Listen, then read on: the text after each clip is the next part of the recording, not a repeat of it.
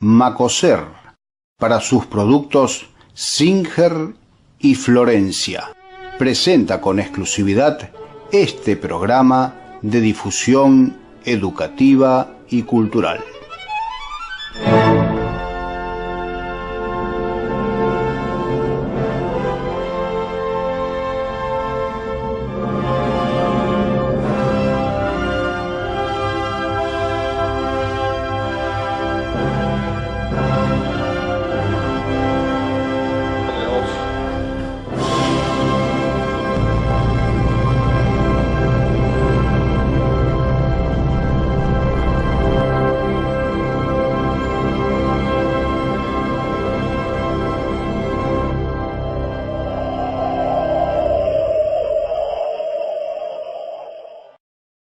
En este bloque de huellas vamos a repasar la historia de un hombre que ha sido determinante en una época de la historia de San Francisco, un hombre con una actividad muy diversa que iba desde lo social a lo político, a lo deportivo también, y que ha tenido mucha presencia en lo institucional municipal. Nos referimos a don Guillermo Peretti, uno de los personajes de la historia de la ciudad de San Francisco. ¿Quién era Guillermo Peretti?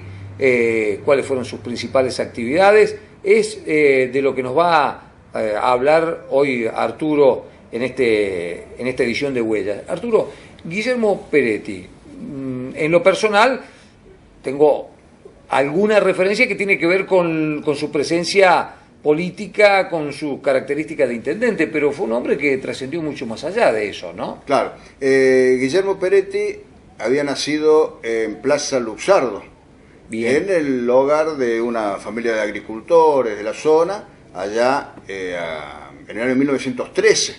O sea que hoy... Los Peretti son familias fundadoras entonces de toda esta zona. En la región, región. Sí, son de familias que han estado en distintas colonias incluso, ¿no? Con el apellido Peretti. Y él nace en Plaza Luxardo en el año 1913, y viene a San Francisco a los 10 años, acá, cuando la familia decide radicarse acá, ya en la ciudad de San Francisco. Estamos hablando de un San Francisco del año 1923. Apenas ciudad, en 1915 ciudad, había sido nombrada ciudad. Y él viene, ¿no es cierto?, y llega acá también y completa sus estudios.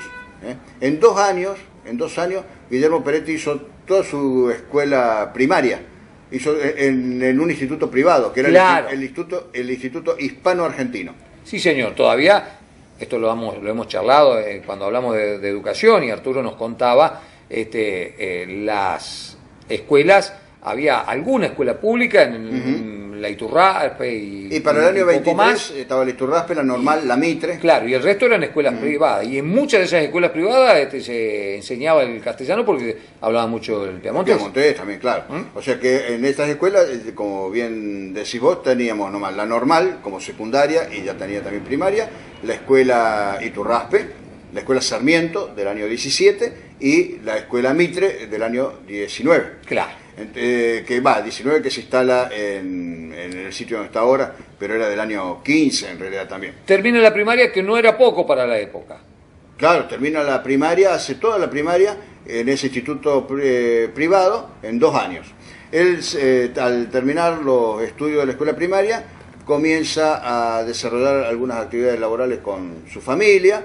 Y ya el papá era del Partido Radical, era un irigoyenista. Bien. Entonces él se vincula desde la infancia con el Partido Radical. Sí, y empieza a militar dentro de la juventud, con el paso del tiempo.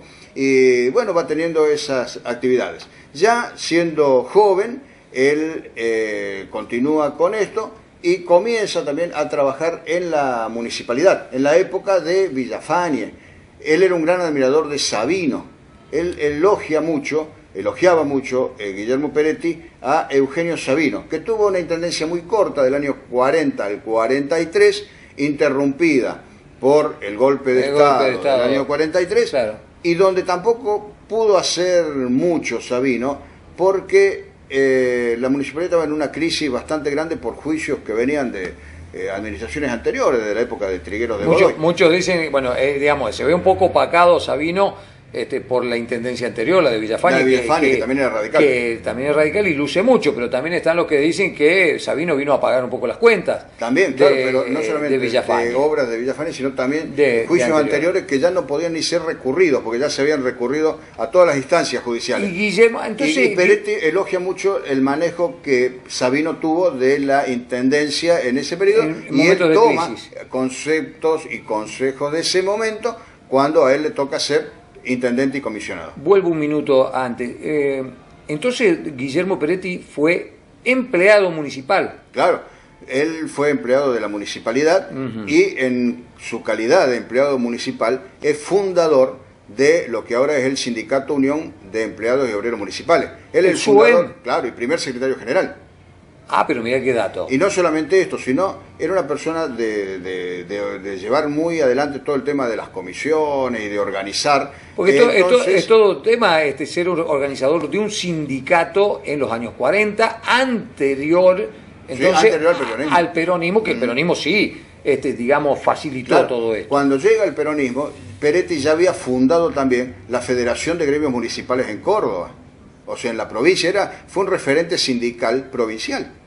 Y en un momento fue referente nacional de los municipales, y él no acepta tenía el apoyo del interior del país, sí, para ser el presidente de la Federación de los Municipales Nacionales, y él no acepta porque había como una condición, según él mismo lo hizo saber en un libro de memorias de él, como que él tenía que hacerse peronista para hacer eso. Claro, y él porque no. Perón no iba a aceptar tener un secretario general tan importante, que era como el segundo o tercer gremio nacional, el de los municipales. Que no respondiera al peronismo. Que no respondía al peronismo, y él era radical. Dice, yo antes de claudicar al radicalismo, claudico a la Secretaría General de los municipales argentinos. ¿Y qué pasó con él como empleado? Él vuelve, cuando él vuelve después se lo saca de la municipalidad, claro, ¿qué pasó él como empleado, exacto, con los gobiernos peronistas municipales? Quedó cesante.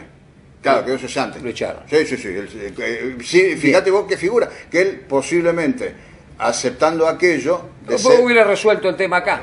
Y resolvía el tema acá, ¿no es cierto? Y quedaba, ¿no es cierto?, en un puesto muy expectante, porque incluso hasta le ofrecían ser diputado nacional por el peronismo.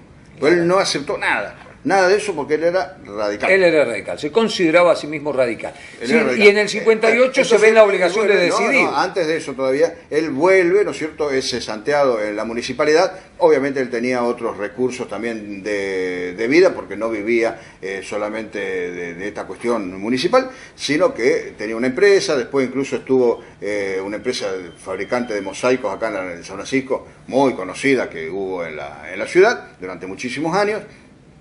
Y en el año 51 él es elegido concejal. Por el radicalismo. Por el radicalismo. Él es elegido concejal por el radicalismo. La primera elección municipal, que es la que gana aquí Miguel Visconti. Él es el presidente del bloque de los radicales, donde incluso en ese grupo de radicales, como las mujeres podían votar y ser elegidas, claro, desde el radicalismo de San Francisco pone las dos primeras mujeres concejales de San Francisco. De la ciudad, de la historia de la ciudad. Claro, la doctora Sibanic, de Tortone, y Fantone de Medina, que son las primeras mujeres concejales en San Francisco que son radicales. Bien. Ahora, y él era el presidente del bloque, con una lucha tenaz contra, y el cuarto concejal radical era José Marchetto. Una lucha tenaz contra el oficialismo, en razón de que nunca le aceptaron ningún proyecto de Peretti o del radicalismo pasó de la presentación. Nunca, ninguno fue aprobado. Nunca fue aprobado ninguno. Ya viene de claro, lejos esa cultura de ninguno. Siempre, ¿no es cierto?, le hicieron esto. Y en ese periodo es cuando ya se saca la estación ferroviaria del centro de la ciudad, y el justicialismo tenía un proyecto para hacer en el lugar un parque que se iba a llamar Eva Perón. Una especie, muy chico por supuesto, de ciudad infantil, tomando el modelo de La Plata. De La Plata. Que eso lo impulsaba la gente de la Juventud Peronista. fue el proyecto que más se llevaba adelante. Peretti ya tenía la idea del centro cívico.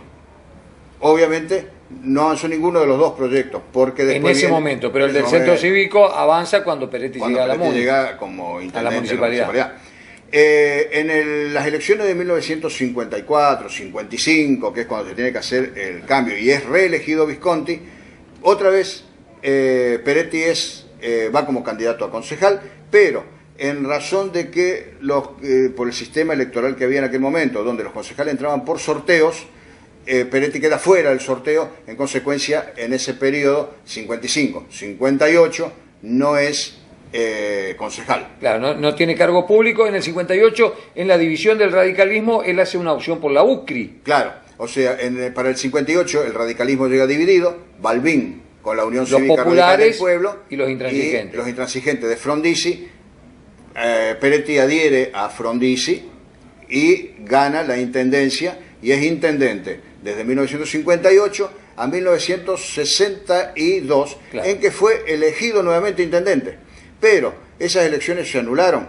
Sí, señor, se anularon por la prescripción por la proscripción del peronismo. Pero se anula toda la elección. Toda, sí. Pero como él había sido elegido... En realidad se anula porque en Buenos Aires ganó el peronismo con Framini en la provincia de Buenos Aires y bueno, entonces se anula la elección. Se anula la elección, pero Peretti, que había sido reelegido intendente en San Francisco, queda como comisionado, claro, cubriendo el cargo hasta las elecciones del año 63, donde ahí gana la Unión Cívica Radical del Pueblo e ingresa Ferrero, claro, que era también José Aldo Ferrero, que hizo el gobierno hasta el 66, en que es desplazado por autor de la compra del Palacio Municipal. Autor de la compra del Palacio, Ferrero. Bien, esto es esa primera etapa de Peretti como político. Hay una segunda etapa que ya la abordamos ahí, pero para no irnos en el tiempo, digamos que en este mismo periodo, en el que él era secretario general de los municipales, después municipal cesante,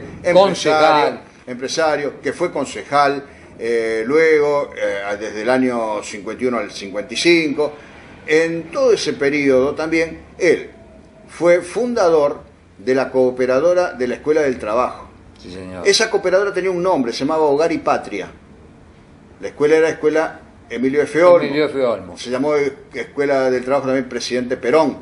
Y él era presidente de la cooperadora, que se llamaba Hogar y Patria. Y Hogar y Patria es el nombre que luego toma la Escuela Profesional de Mujeres, que se crea durante el peronismo, que es origen del actual Bailón Sosa. ¿Ves que todo está entrelazado y con una fuerte presencia de don Guillermo Peretti? También en eso, y fue fundador también de la cooperadora de la actual Escuela José María Paz. De la Escuela General Paz es fundador también Peretti de la cooperadora, que en esa época le llamaban la Escuela de La Florida, claro, porque era el barrio donde estaba instalado. Y trabajó mucho también en la cooperadora de la Escuela Iturraspe, pero ahí no fue el fundador. Fue presidente también de la Liga Regional de Fútbol. Jugaba él mismo también al fútbol, fue fundador, hincha, digamos, muy fuertes de Independiente, del Club Atlético Independiente, de la Peña de los Diablos Rojos, que es fundador también de los Diablos Rojos en San Francisco, gran hincha de Independiente, claro, y también presidente del Club Unión Social. O sea, como vos ves, fue una persona de una vida social muy activísima. Claro. Con un protagonismo. Pero en distintos sectores. En distintos sectores. Unión Social no tenía nada que ver con el fútbol. No, y vos me decís la Escuela José María Paz, un barrio de la Florida, un barrio popular. Claro. Y me decís fútbol y me decís un deporte popular. Y en la Escuela del Trabajo, ¿te das cuenta? O sea, y cuando se produce años después, cuando él ya derrocado, digamos, el gobierno constitucional de Ilia en el año 66, viene, ¿no es cierto?, un periodo de comisionados en San Francisco, en lo que está Antonio Lamberghini, Juan Lamberghini, y entonces viene que en un momento dado, cuando también se va Juan Lamberghini, es buscado para ser comisionado nuevamente Peretti. Lo buscan a Peretti, y Peretti es el que impulsa después también el parque industrial. Claro, no. Con industriales. En el año 71. Él fue comisionado entonces desde el año 60 Del 70. Del 70 al 73. Él es el que le entrega al gobierno el 25 de mayo del 73 a Mariano Juan Planes. Ahí termina su carrera política, por lo menos ejerciendo cargos destacados dentro de la ciudad. Ya era también una persona en ese momento de 60 años, ¿no es cierto?, que le quedó todavía bastante tiempo por delante, donde siguió desarrollando actividades, fue un hombre de consulta, ¿no es cierto?, en lo político. Pero entre las obras que él desarrolla cuando es intendente primero, y comisionado luego, en distintos periodos tenemos mucha pavimentación en San Francisco, la pavimentación de lo que es la avenida 9 de septiembre hasta el cementerio. En el cementerio tuvo una idea muy buena, que fue la de construir la capilla del cementerio, que es Nuestra Señora del Carmen, con la arquitecta Lilian Bauer, fallecida recientemente, pero no contó esa iglesia con la aprobación del obispado de entonces, que el obispo era Monseñor Adolfo Herrera, que enterado del proyecto nunca se opuso, y cuando llegó el momento de la... nunca designó... nunca designó, o nunca autorizó que se hagan misas en el lugar para el fin que tenía. El objetivo era que no se hagan más las misas de cuerpo presente o los oficios religiosos que fuesen en las iglesias, porque en aquella época los cortejos fúnebres eran numerosos y entonces obstaculizaban mucho el tránsito. Se hacía que la persona fallecida era llevada directamente al cementerio y el servicio se hacía en el cementerio, con el sacerdote que fuera y en las mismas condiciones, si había algo de rentabilidad o lo que fuese, con la iglesia, pero el obispo no autorizó nunca a que se hagan oficios. Se usó en algunas oportunidades para el Día de los Muertos, hacer una misa en el lugar y todo, pero lamentablemente esa es una capilla que ningún obispo luego tampoco la rehabilitó. La rescató. La rescató y la tomó, y bueno, ahí está. Quedó ahí. Se usa como un depósito, lamentablemente, ¿no es cierto?, una construcción bastante moderna, que era incluso un signo distintivo entre ciudades de este carácter. Bueno, Peretti, por supuesto, su obra mayor fue llamar en el año 60 el concurso del centro cívico para la realización del Centro Cívico Comercial, muy amigo del diputado nacional Francisco Rabetti.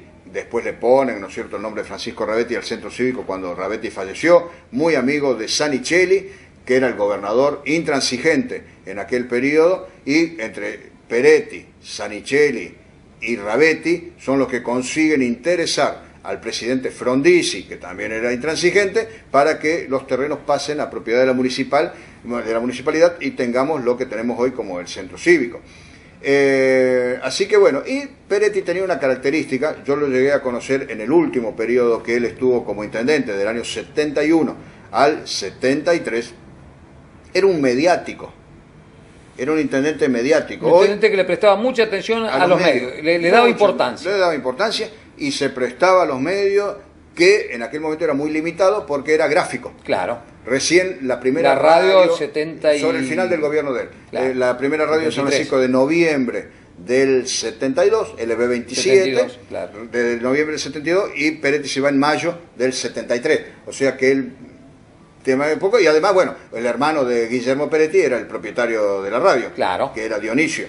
Pero nada que ver con, digamos, con la cuestión del tratamiento que tenía con la noticia ni nada, pero sí él recurría mucho a los medios. Es más, Peretti tenía una característica que yo no le vi a ningún otro intendente posterior, estamos hablando ya de más de 40 años que él deja la intendencia, que en determinados momentos del año, los días domingo, él se reunía con todo el gabinete, que eran unos pocos secretarios, ¿no? Sí. El de gobierno, el de economía, el de obras públicas, ¿no es cierto?, unos pocos secretarios, que eran unas 4 o 5 personas, pero todos los domingos, 9:30 de la mañana, en el Palacio Municipal, ya la municipalidad estaba en el Palacio Municipal se reunía con los secretarios e iban a un barrio determinado y que había sido anunciado que iba a ir, no iba de sorpresa, sino que estaba anunciado, y cada domingo en un barrio con los secretarios a escuchar, en principio, a la gente del centro vecinal.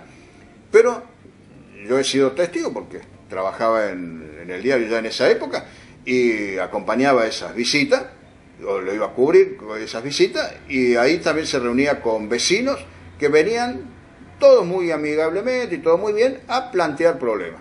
Generalmente en aquel tiempo era extender las redes de agua, no estaba el agua en todos los barrios, algunos problemas de placa, pavimento, y algunas mejoras de las calles que había, o sea, eran los temas ya de vivienda y todo eran temas nacionales prácticamente, pero esa era una característica del gobierno, de llegar él con sus secretarios directamente a los vecinos. Los últimos años de don Guillermo, bueno, en una búsqueda, desde el año 76 en adelante, el 12 de mayo del 76, secuestran a su hija y al yerno. Y a su yerno. Claro, a Nora Peretti y a Gustavo Gallardo. Y queda su nieto Martín al cuidado un poco de ellos y otro poco de los abuelos paternos, ¿no? Una búsqueda que él llevó hasta el final de sus días, siempre esperanzado, murió en los años 90.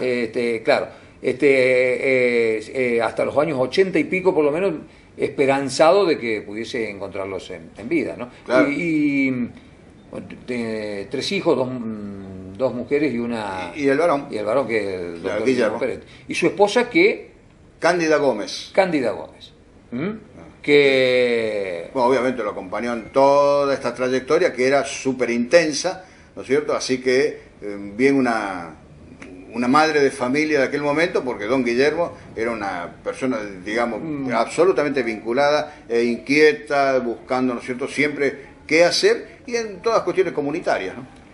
Guillermo Peretti, un repaso de su historia, una historia, bueno, Arturo lo dijo, y dio todos los detalles, con una gran presencia social y política en el San Francisco de los años 30 hasta los años pasados, bien entrados los años 70.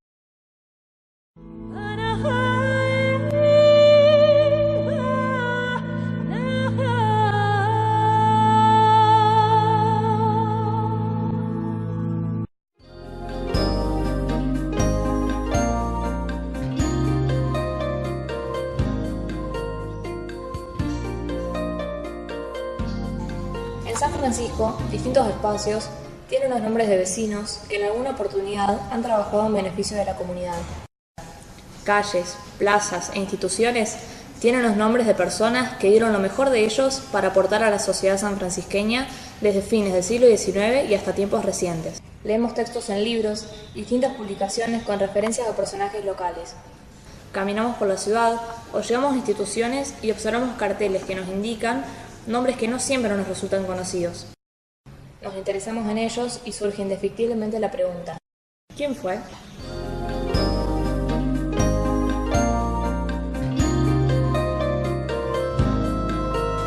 Luis Miretti fue un industrial, hombre de empresa, pionero de la industria mecánica y en su tiempo una de las figuras más representativas de la actividad metalúrgica en esta parte del país. Fue fundador de la firma Miretti Compañía Sociedad Anónima, dedicada a la fabricación de máquinas e implementos agrícolas, que aún hoy mantiene su actividad fabril en la ciudad. Casado con Catalina Gacera, fue padre de 7 hijos. Nació en Rosario, el 18 de febrero de 1888. Llegó a San Francisco a un niño. De personalidad inquieta y decidida, luego de probar en ocupaciones diversas, resolvió abrirse paso por su cuenta. En 1915 se instaló un modesto taller en la esquina de Salta y Carlos Pellegrini. El 1 de junio de 1921, la pequeña empresa se transformó en Miretti Compañía, trasladándose a su emplazamiento actual, en calle Mendoza, entre Salta y Dante Alighieri. Con Luis Miretti unió su condición de industrial voluntarioso y emprendedor, su faceta de inventor original e inteligente, y utilizó sus conocimientos técnicos en el desarrollo de importantes proyectos mecánicos, en función de la explotación agraria. En 1919, comenzó con la fabricación de los primeros arandeles de madera, varillas y rolos de respiradoras. Durante muchos años, continuó incorporando a su línea de producción nuevos y modernos elementos metalmecánicos, servicios industriales, recolectores de cereales, máquinas seleccionadoras y clasificadoras, etc. En 1932, la empresa incorporó la fundición de metales y, paralelamente, construyó nuevos balcones y edificios para la administración. En 1944 se diseñó y fabricó el primer equipo ladrillero totalmente mecanizado. Al margen de la firma Miretti Compañía Sociedad Anónima, don Luis Miretti instaló la fábrica de aceite Ardea y fue el impulsor de la instalación de la usina de San Francisco. También fue el iniciador de las fábricas de sillas Mañana. Fue además productor agropecuario e integró empresas inmobiliarias y de la construcción. En las afueras de la ciudad formó dos viveros, en cuyo diseño y cuidado puso de manifiesto su amor por la naturaleza. En 1928 ocupó una banca en el Consejo Deliberante. Falleció en la ciudad de Córdoba el 30 de agosto de 1954 a los 66 años de edad. El 28 de noviembre de 1987 fue inaugurada una plazoleta que lleva su nombre en calle Hermanos Casares.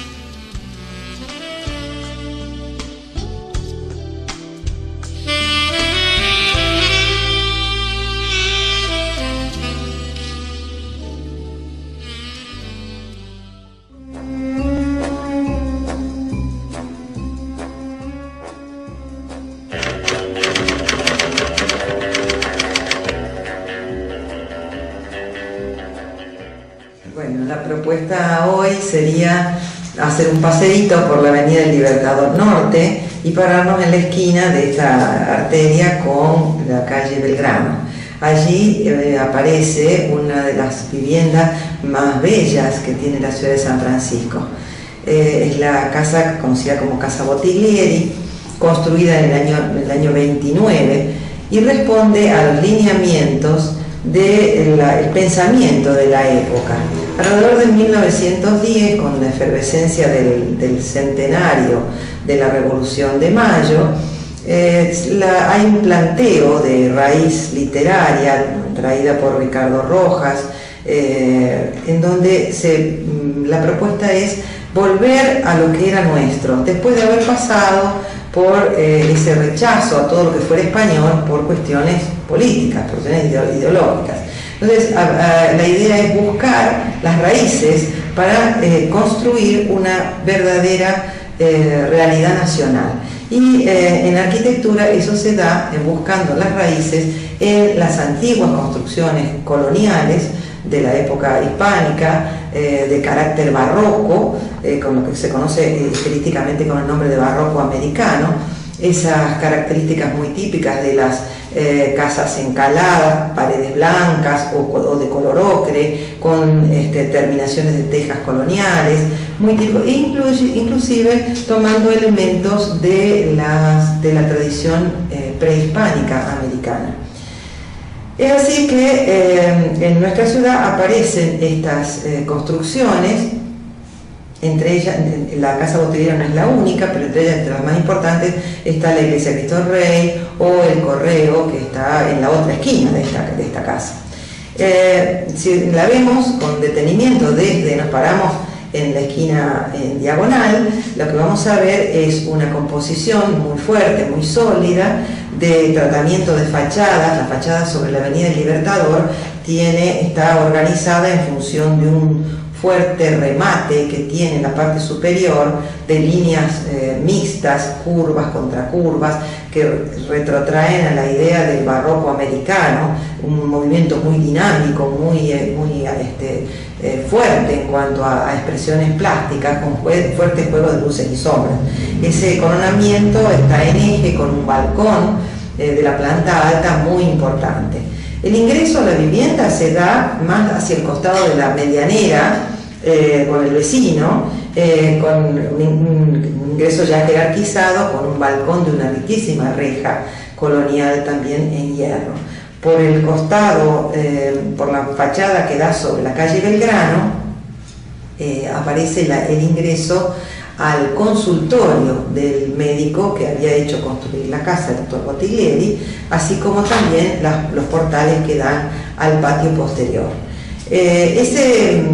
Las dos fachadas, digamos así, vistas en esquina, se encuentran enlazadas por un bellísimo balcón. Quizá lo más distintivo de esta casa es ese balcón de madera con la estructura también con ménsulas muy ricamente decoradas, la baranda de balaustres y las columnas salomónicas que sostienen una cubierta de tejas coloniales. Las rejas, el colorido de la casa, en todos esos tonos ocres, que era el color más usado en el barroco en Córdoba, por ejemplo, corresponden a ese tipo de arquitectura neocolonial. Se conoce con el nombre de neocolonial porque busca la relación con la antigua situación con España. El balcón, por otro lado, trae reminiscencias limeñas, reminiscencias de la Lima antigua, la ciudad de los balcones de madera, que también hace que tengan algo que ver con lo americano. La idea de lo americano es lo que, de lo original americano, es lo que resulta de interés en esta casa. Es realmente un placer ver la composición, las texturas, las rejas coloniales y los detalles decorativos que tiene la casa. Para eso necesitamos un poquito de tiempo para separarnos, verlos y aprender a valorar este patrimonio que es nuestro, que nos identifica y que de no conocerlo nunca vamos a poder tener.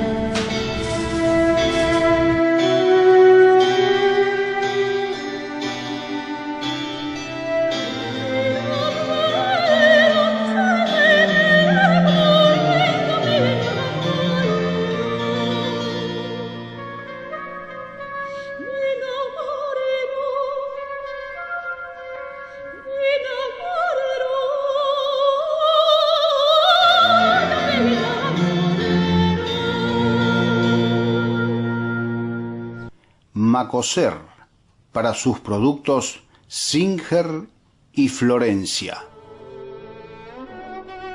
Presentó con exclusividad este programa de difusión educativa y cultural.